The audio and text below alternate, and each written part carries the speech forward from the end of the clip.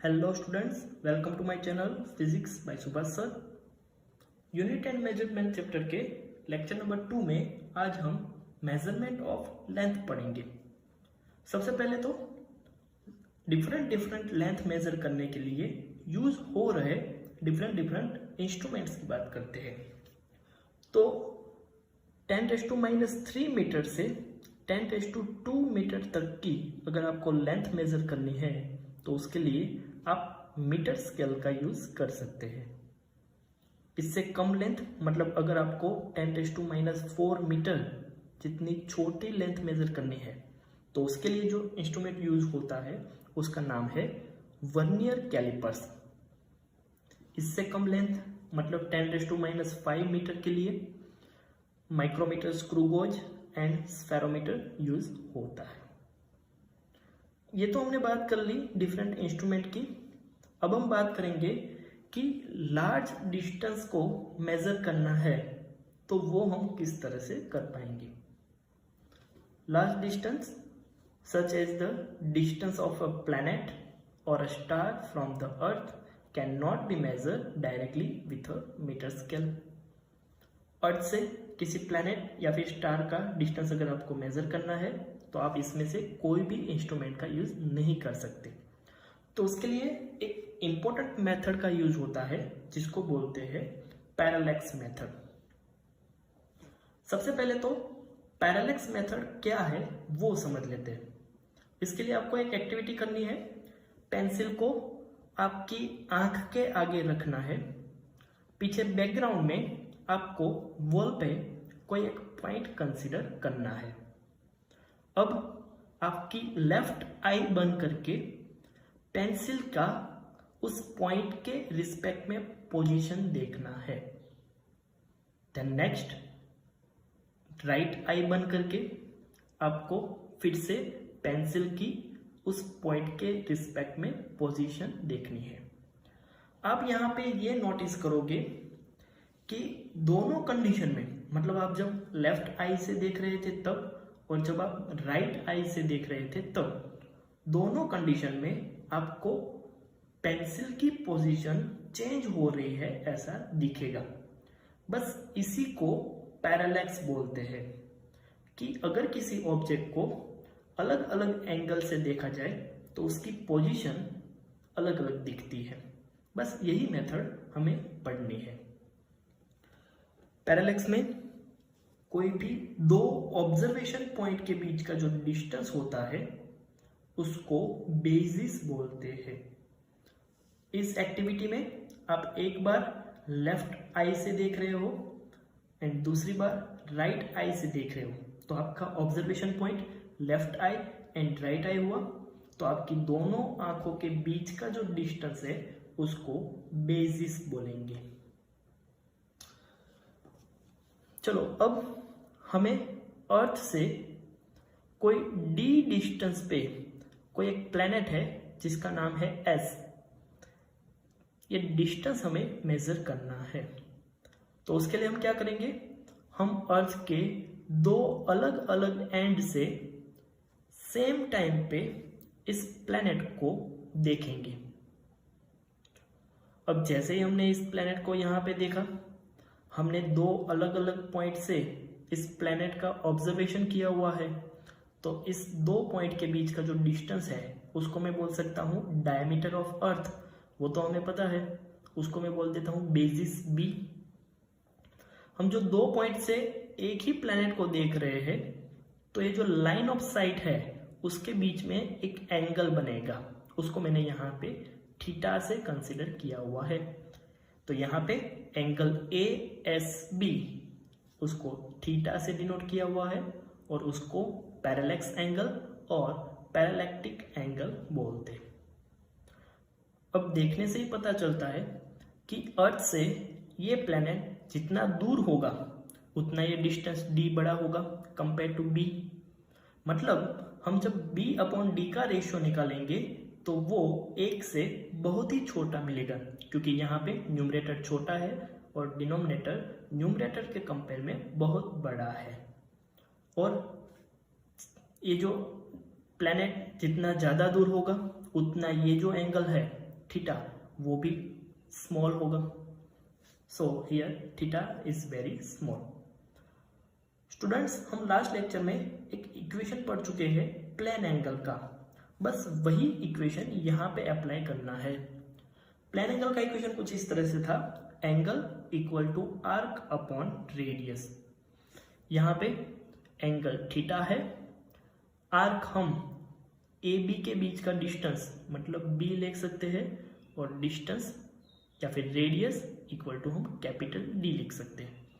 तो इक्वेशन में वैल्यू रखते हैं angle theta equal to arc small B upon radius D. हमें फाइंड करना है अर्थ से प्लेनेट तक का डिस्टेंस डी, तो डी को सब्जेक्ट बनाएंगे, D equal to B upon theta.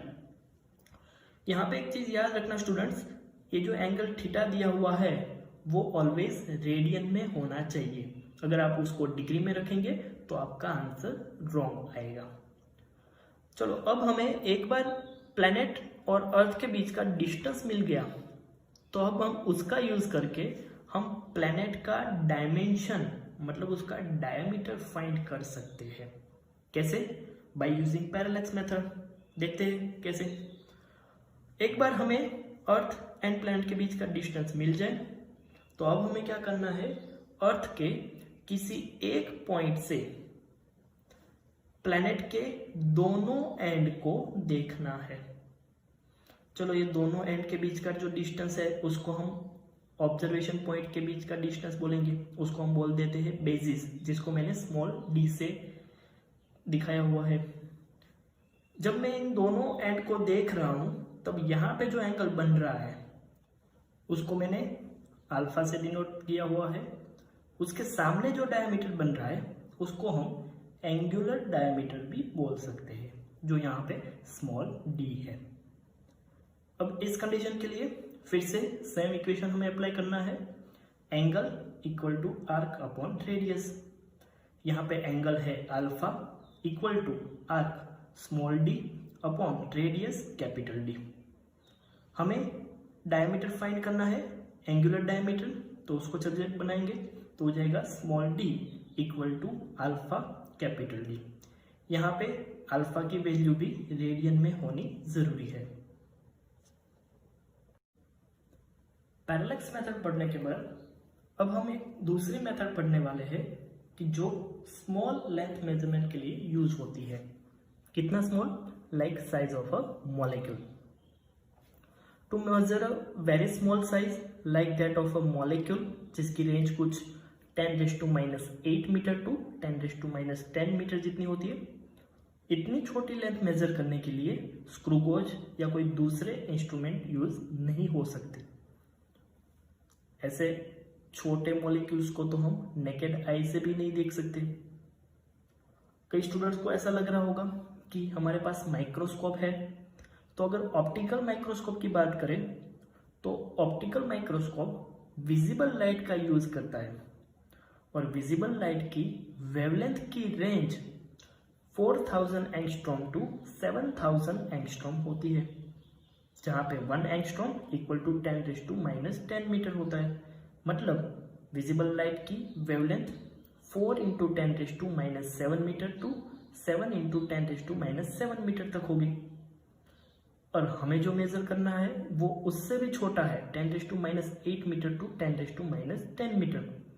So optical microscope can not resolve particle with size smaller than this. इससे छोटे साइज को रिजॉल्व नहीं कर पाते। नेक्स्ट, इलेक्ट्रॉन माइक्रोस्कोप का भी रिजोल्यूशन उतना ज़्यादा नहीं है कि वो इतने छोटे लेंथ को मेजर कर पाए। तो अब एक दूसरी मेथड हम यहाँ पे पढ़ने वाले हैं। इस मेथड में हम ओलिक एसिड के मॉलिक्यूल्स की साइज फाइंड करेंगे। उसके लिए हमें एक एक्टिविटी करनी है। हम 1 सेंटीमीटर क्यूब ओलिक एसिड लेंगे और उसको 19 सेंटीमीटर क्यूब अल्कोहल में डिसॉल्व करके 20 सेंटीमीटर क्यूब का सॉल्यूशन बनाएंगे। इस सॉल्यूशन में ओलिक एसिड का कॉन्सेंट्रेशन 1/20 सेंटीमीटर क्यूब होगा। अब इस सॉल्यूशन में से फिर से 1 सेंटीमीटर क्यूब सॉल्यूशन को 19 सेंटीमीटर क्यूब अल्कोहल में डिसॉल्व करके फिर से 20 सेंटीमीटर क्यूब सॉल्यूशन बनाएंगे। अब जो हमारे पास सॉल्यूशन है उसमें ओलिक एसिड का कॉन्सेंट्रेशन 1/20/20 सेंटीमीटर क्यूब मतलब 1/400 सेंटीमीटर क्यूब हो जाएगा। उसका मतलब अगर 400 सेंटीमीटर क्यूब सॉल्यूशन है तो उसमें 1 सेंटीमीटर क्यूब ओलिक एसिड होगा एंड 399 सेंटीमीटर क्यूब अल्कोहल होगा। नाउ नेक्स्ट, अब हमें क्या करना है, कोई वाटर की सरफेस के ऊपर लाइकोपोडियम पाउडर को स्प्रेड करना है। लाइकोपोडियम वाइट कलर का एक पाउडर है, बहुत ही छोटे छोटे इसके पार्टिकल्स होते हैं। जैसे हम इसको वाटर सरफेस के ऊपर स्प्रेड करेंगे तो ये लाइकोपोडियम पाउडर वाटर सरफेस के ऊपर एक लेयर बना देगा।